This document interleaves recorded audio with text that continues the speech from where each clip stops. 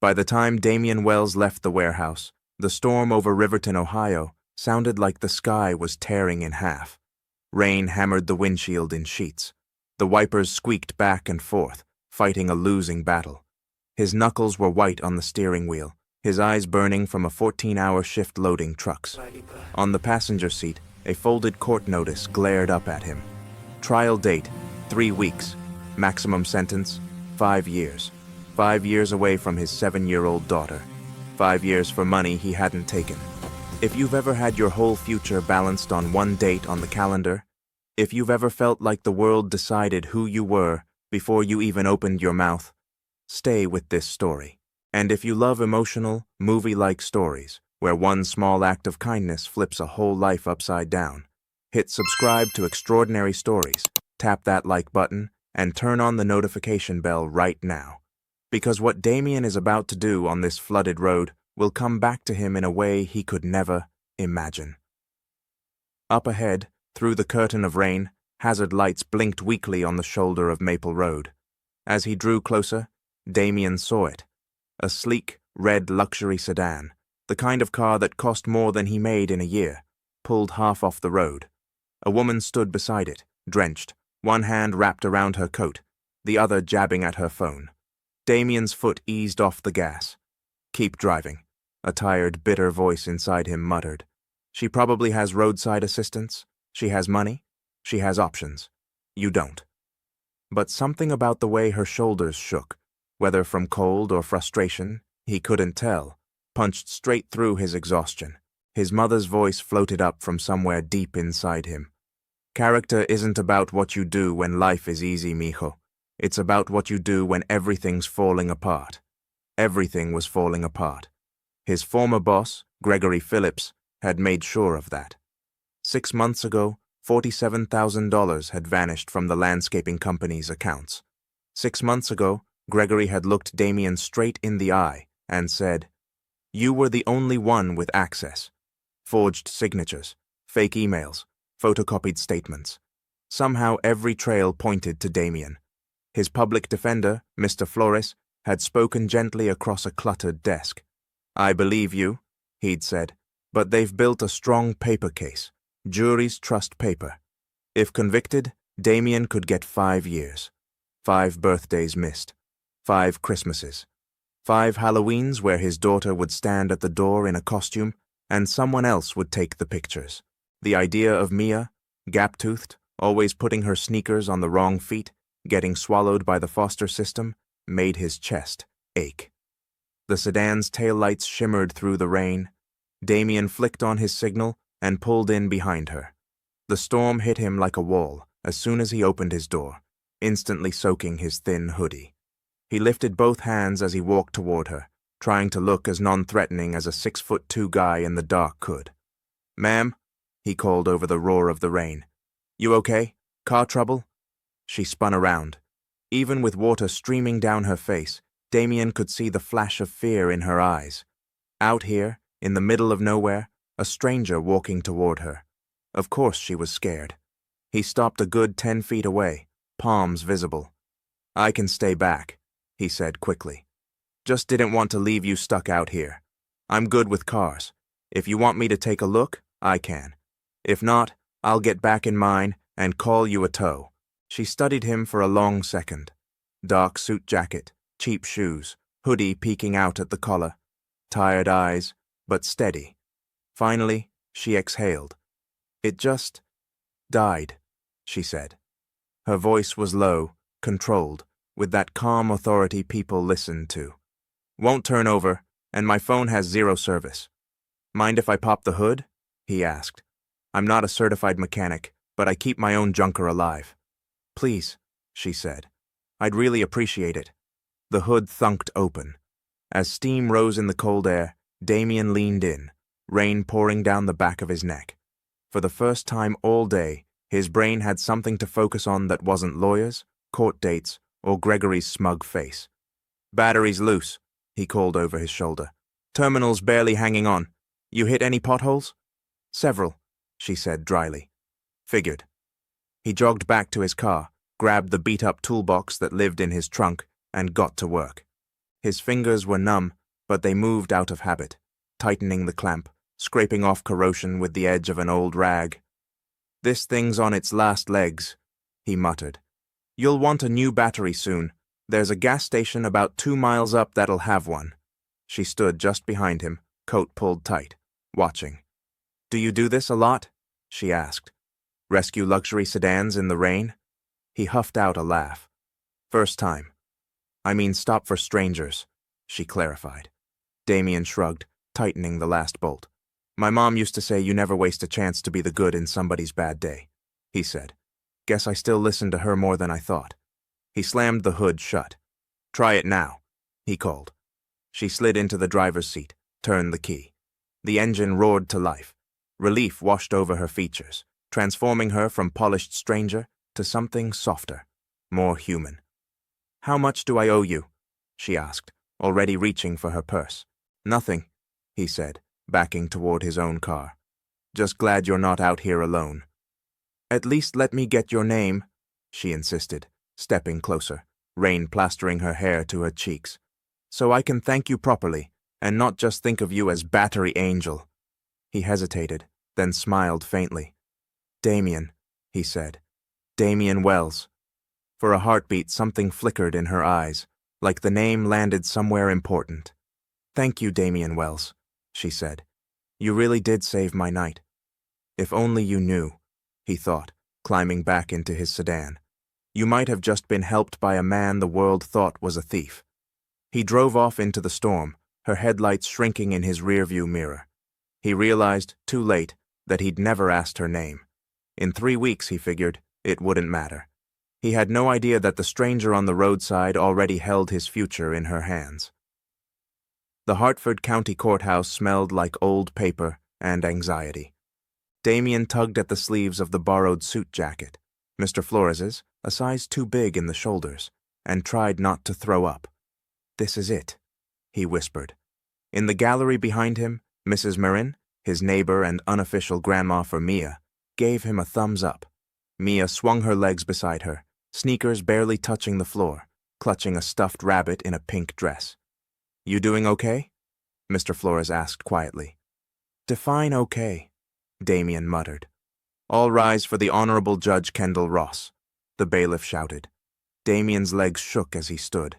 He kept his eyes on the table, afraid that if he saw the person about to decide his future, he'd lose whatever fragile composure he had left. Then, against his better judgment, he looked up. The judge walked in, black robes flowing, posture straight and assured as she took her seat behind the bench. Damien's heart stopped. Same eyes, same bone structure. Hair pulled back now instead of soaked and hanging loose around her face. But, no way. His mind flicked back to the rain, the red car, the way she'd said his full name like it mattered. It couldn't be her. Judges didn't drive themselves, right? Judges didn't get stranded on back roads. Judges didn't show up in his life out of nowhere. "Case number 5421, the clerk read. "The State versus Damien Wells." Judge Ross looked down at the file, expression neutral, professional. If she recognized him, there was no sign of it. No double take, no raised eyebrow, nothing. Maybe he was imagining it. Maybe stress and lack of sleep were making him see hope where there was none. The prosecutor launched into opening statements, talking about trust and access and stolen funds. Words like pattern of behavior and financial gain floated past Damien's ears. Every time the courtroom noise faded, his gaze slid back to the bench. It had to be her. Didn't it? Then something happened that cracked the mask. "Your Honor," the prosecutor said, holding up a stack of pages, "we have here photocopies of the defendant's email exchanges and bank records." Judge Ross held up a hand. "Mr. Davis," she said, frowning slightly, "these are photocopies?" "Yes, Your Honor," he said. "Standard procedure." "Where are the originals?" she asked. The prosecutor faltered. "Well, the originals were lost in the system, but this court is not in the habit of sending people to prison based on photocopies of photocopies," she said coolly. "Mr. Flores's motion for a forensic examination of the financial records is granted. We will reconvene when we have authenticated digital data. Until then, This hearing is adjourned. Her gavel came down with a crack. Gasps rippled through the room. Mr. Davis sputtered. Mr. Flores looked like someone had just handed him a winning lottery ticket. That's highly unusual, he murmured as they sat. In a good way. Damien barely heard him. He was staring at Judge Ross, who was already gathering her files, face unreadable. Is it you? He wanted to shout. Did you recognize me? Is that why you just saved my life for at least a few more weeks? But you don't shout questions like that at a judge. So he stood there, heart pounding, as she disappeared into her chambers. Behind the closed door, Kendall Ross sagged against the wood, every muscle trembling.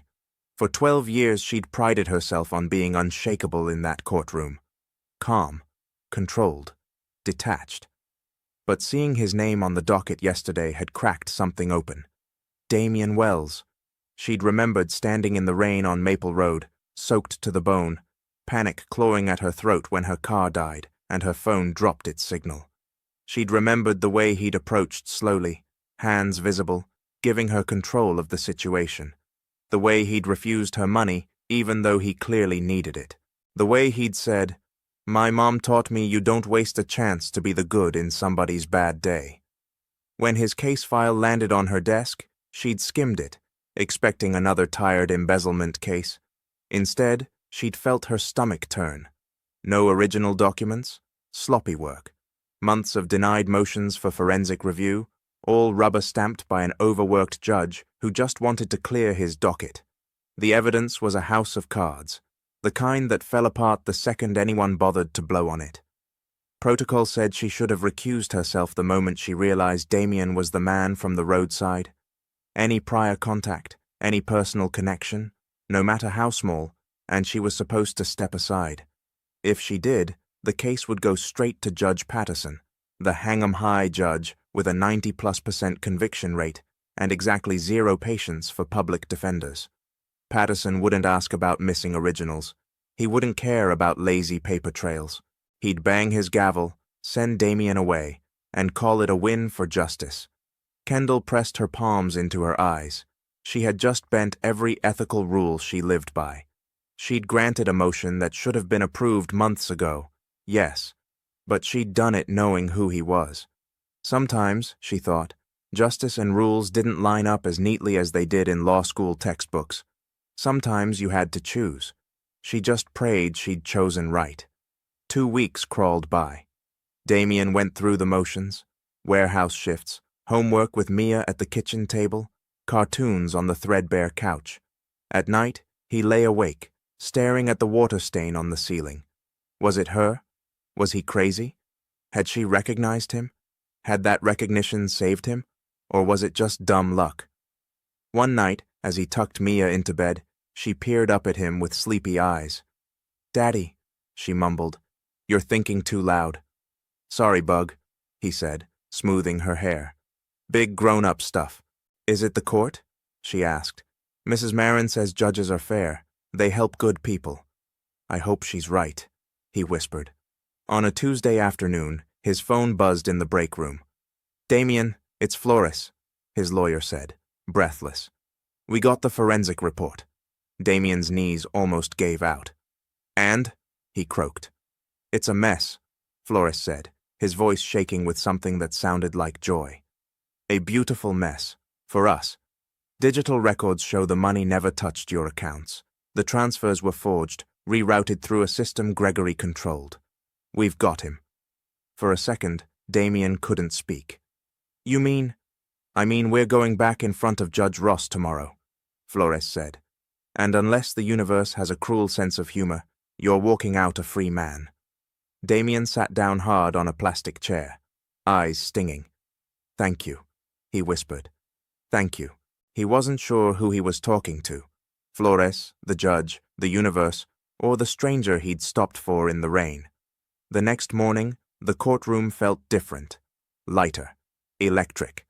After the formalities, Judge Ross adjusted her glasses and looked down at the new report. "After careful review of the authenticated records," she said, voice steady, "this court finds that the prosecution's case rests on fraudulent documents."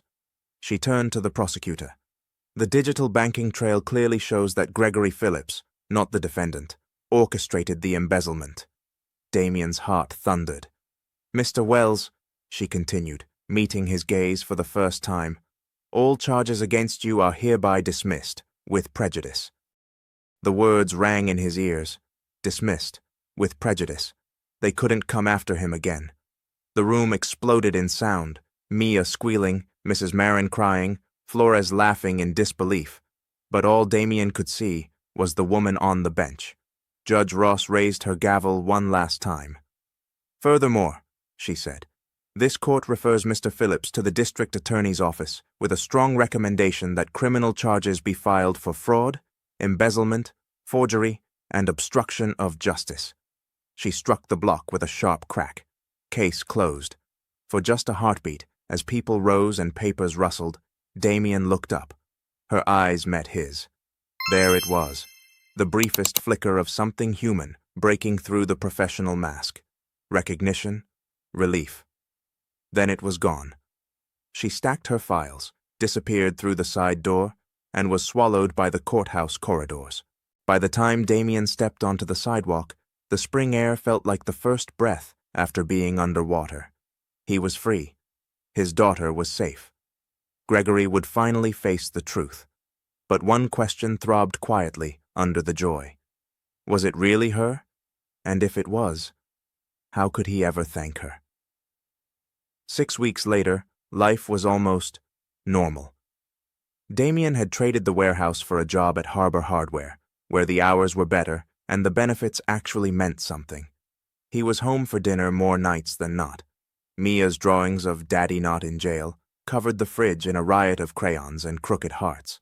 Sometimes he caught himself laughing at a cartoon or groaning about a spilled bowl of cereal and thought, this is what I almost lost. Still, whenever he drove past Maple Road, he slowed down. One weekday afternoon, he was restocking shelves in the automotive aisle, wiper blades, motor oil, rows of gleaming batteries, when a voice behind him said, "Excuse me, do you know where I'd find battery terminals?" He turned. A woman in jeans and a soft gray sweater stood there, car keys hooked on one finger. Her hair was down this time, falling past her shoulders. No robe, no bench, no storm, just Kendall, standing in front of him in fluorescent hardware store light. The box of wiper blades slipped from his hands and hit the floor with a clatter. "It's you," he breathed. Her smile tugged at one corner of her mouth. "I was hoping you'd say that," she said. "For what it's worth, my battery is fine. I just needed a reason to come down this aisle." He laughed, half shocked, half relieved. "I thought I was losing my mind," he admitted. "In court, I kept looking at you, thinking, that has to be her. But the judge didn't even glance at you?" she said. "Yeah, that was on purpose." "So it was you," he said. "On Maple Road." "From the moment I saw your name on the file," she said softly. "I knew exactly who you were." He swallowed. "And you couldn't say anything," he realized. "If I'd acknowledged it on the record, I would have had to recuse myself," she said. "Your case would have gone to Judge Patterson. I've seen what happens there." 5 years, Damien murmured. "Probably," she agreed. "At least." He stared at her. "You risked your career for me," he said quietly. "Your reputation, your whole bench." Kendall shook her head. "I risked my job," she corrected. "You were risking your daughter's childhood. Those aren't the same scale." Her eyes softened. "The night on Maple Road told me everything I needed to know about you," she said. "A single dad, exhausted, facing trial, still stops in a storm to help a stranger. That's not a thief. That's someone with character. I couldn't watch the system chew you up because it was too lazy to look at the truth." Tears stung the back of his eyes. "You saved my life," he said. "And Mia's." She smiled. "You saved mine first," she replied. "My car, and a piece of my faith in people." They stood there for a moment in the quiet hum of the store, the weight of everything unsaid pressing between the shelves of spark plugs and jumper cables. Damien cleared his throat. "Did you ever get the drawing?" he asked. "From Mia. She gave it to the bailiff one day. Kendall's face lit. "The one where I'm wearing a cape and holding a giant gavel?" she asked. "It's on my fridge." He laughed, stunned. "She calls you the lady with the magic hammer," he said. "She tells everyone you made the bad guy go away." "Well, I like her version better than the official transcripts," Kendall said. She hesitated, then added, a little shyly, "I'd love to see more of her artwork.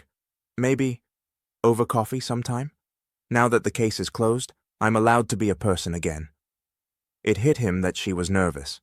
The judge who'd commanded his courtroom was nervous asking him for coffee. "I'd really like that," he said, voice rough. "A lot." That Saturday, Damien walked into Riverton Coffee Roasters, with Mia bouncing at his side. "Is she here yet?" Mia whispered. "The magic hammer lady?" "We're early," he said. "Which is what we do when we're trying to impress magic hammer ladies." They didn't have to wait long. Kendall stood up from a corner table, waving. Out of her robes, she looked younger, softer, human in a way he'd never seen in court. Mia stopped dead, eyes wide. "That's her," she breathed. "Daddy, that's really her. Go say hi," he nudged. Mia took off at full speed. "Hi, I'm Mia, but sometimes people call me Mimi, but I like Mia better," she announced in a rush. "Are you really the judge with the magic hammer?" Kendall laughed, kneeling to Mia's level. "I am," she said solemnly, "though we call it a gavel in the courtroom." Mia thrust a rolled-up paper at her. "I drew you another picture," she said. "This one has Daddy in it too, because now we're all happy and not sad, and nobody's going to jail today." "That's my favorite kind of day," Kendall said, unrolling the drawing like it was priceless. Damien watched them, something swelling in his chest that he didn't have words for. They spent an hour over hot chocolate and coffee. Mia told elaborate stories about her stuffed rabbit, Mr. Fluffington, and declared that judges were like real-life superheroes, but with more paperwork. At one point, as Mia attacked a muffin the size of her head, she looked up and asked, completely serious, "Are you going to be Daddy's girlfriend? Mrs. Marin says he should have a girlfriend who's nice, and you're the nicest, and you have magic. So—" "Mia," Damien groaned, face burning. Kendall, cheeks pink, bit back a laugh. "How about your dad and I start with being friends?" she said gently, "and we'll see where it goes from there." "Okay," Mia said, satisfied. "But I make really good friendship bracelets if you need one. They help with the girlfriend part." Damien met Kendall's eyes over Mia's head. There it was again. That easy warmth. The sense that somehow this fit. Coffee became their ritual. Sometimes with Mia, sometimes just the two of them, lingering over refills as the sky outside the windows shifted from afternoon to evening. They discovered they both loved old black and white movies and terrible diner pie. That Kendall's mother had been a teacher who kept every essay she ever wrote.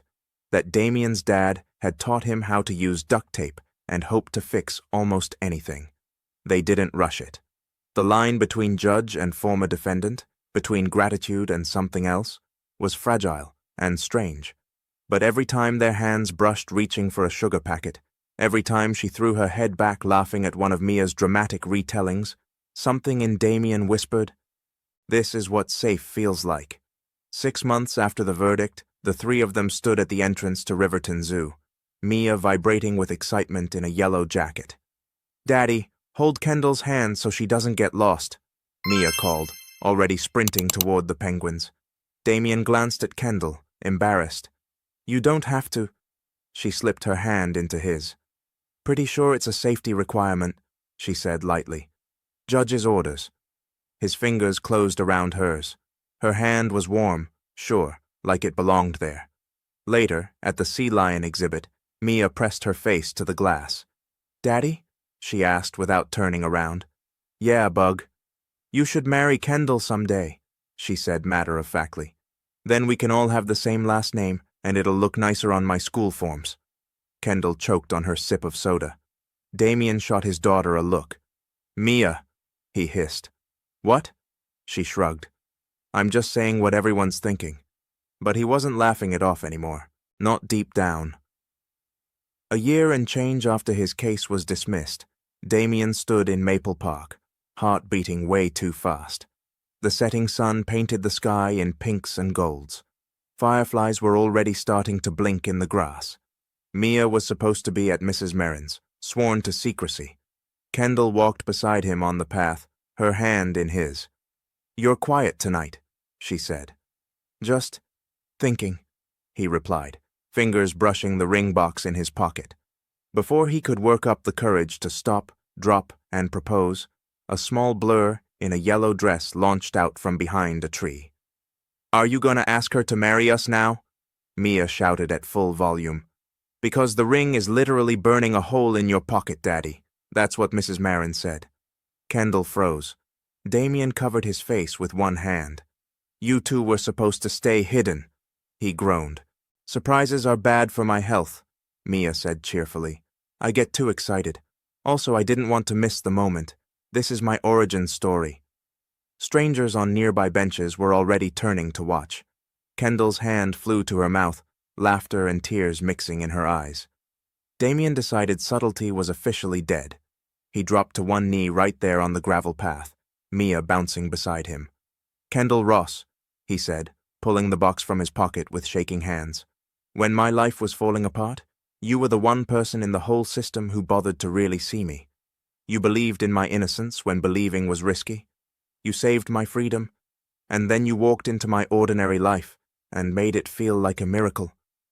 He glanced at Mia. "You loved my daughter before you had any reason to," he said. "You made us feel like a family long before today. So I'm not just asking for me." Mia grabbed Kendall's other hand. "Yeah," she said. "We're a package deal." Damien's eyes burned. "Will you marry us?" he asked. "Me and this loud, ridiculous, magic hammer-obsessed kid?" Kendall was already nodding, tears streaming down her cheeks. "Yes," she laughed. "Yes to both of you. All of you. Forever." Mia threw her arms around them both. "I knew it!" she yelled to no one in particular. "I'm the best matchmaker in the whole world." The nearby benches broke into spontaneous applause. An older woman called, "That's the sweetest thing I've ever seen." "Thank you," Mia shouted back. "I helped." Damien slid the ring onto Kendall's finger and kissed her as Mia made exaggerated gagging sounds, and then immediately asked, "So, can we get ice cream to celebrate? This feels like an ice cream level event." The wedding, a few months later, was small but loud. In a sunlit garden behind a local community center, rows of white chairs lined a grassy aisle. Mia, in a yellow dress she'd picked because happiness, took her role as flower girl and self-appointed wedding coordinator extremely seriously. During the ceremony, when the officiant asked, "Who gives this woman to be married?" Kendall's clerk from court sniffled. "We all do." And when it was time for objections, Mia stage whispered, "If anybody says anything, I know 3 karate moves." No one objected. Damien promised to keep stopping for strangers in the rain and to always listen when Kendall's sense of justice made things complicated. Kendall promised to fight for what was right, even when the rules made that hard, and to love both Damien and Mia with her whole heart, even on cereal spill mornings and teenage years to come. Afterward, as they swayed through their first dance under strings of backyard lights, Mia wove herself between them, turning it into a 3-person shuffle. "I'm really happy," she said suddenly, looking up at both of them, like the most happy ever. "Me too, Bug," Damien said, voice thick. "Same," Kendall whispered, kissing the top of her head. "I didn't know life could feel this right." Mia grinned. "Told you," she said. "Magic hammers are real. Maybe you've never stood in front of a judge who controlled your whole future. Maybe you've never bent the rules of your job to do what your heart knew was right. But maybe you have. Stopped to help a stranger when you were exhausted and scared yourself. Been judged by a system that didn't care about your side of the story. Wondered if one simple act of kindness could ever really matter." Damien's story whispers that kindness has a way of circling back. Sometimes the person you help in the dark ends up holding the light when you need it most. Now I'd love to hear from you. What's the kindest thing a stranger ever did for you? Or a moment when you helped someone and it unexpectedly came back into your life? Tell your story in the comments. Your moment might be the next story we tell. And if this story moved you, please subscribe to Extraordinary Stories. Hit the like button, share this video with someone who still believes in second chances, and don't forget to turn on the notification bell so you never miss what comes next.